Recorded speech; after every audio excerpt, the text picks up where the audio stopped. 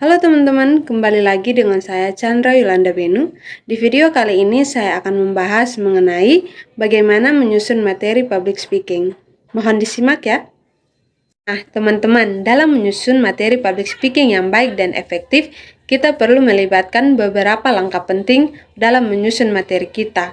Yang pertama, kita perlu mengenali audiens kita, mulai dari usia, jenis kelamin, latar belakang pendidikan, dan minat khusus, serta kita perlu mengetahui apa yang ingin atau perlu diketahui audiens dari presentasi kita. Yang kedua, menentukan tujuan presentasi kita. Apakah tujuan presentasi kita hanya sekedar memberikan informasi atau mengajak audiens beraksi? Yang ketiga, kita perlu menyiapkan riset materi, seperti mengumpulkan data dan fakta yang relevan untuk mendukung argumentasi kita.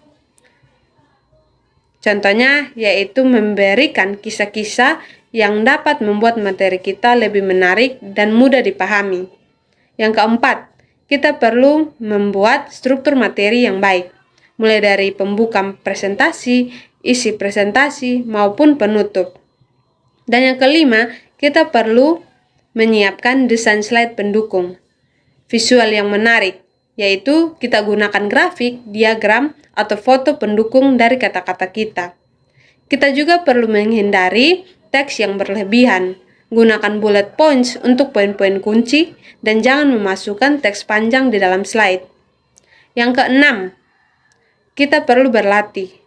Latihan yang baik dapat membuat kita lebih percaya diri dan memungkinkan kita untuk mengasah penyampaian materi kita di depan para audiens kita.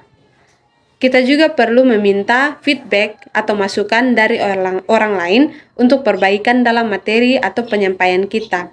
Yang ketujuh, kita perlu menyiapkan untuk interaksi, seperti tanya jawab, memberikan kuis, dan lain sebagainya, ataupun diskusi-diskusi kecil. Yang kedelapan, kita perlu menyiapkan kesiapan teknis yang baik, seperti memeriksa peralatan dan semua alat-alat yang digunakan dalam presentasi. Kita juga perlu menyiapkan alat backup untuk file kita atau salinan materi kita. Dengan mengikuti langkah-langkah yang sudah saya paparkan tadi, kita tidak hanya bisa menyusun materi public speaking yang hanya informatif dan juga menarik, tetapi juga disesuaikan dengan kebutuhan dan harapan dari audiens kita. Demikian penjelasan saya, sekian dan terima kasih.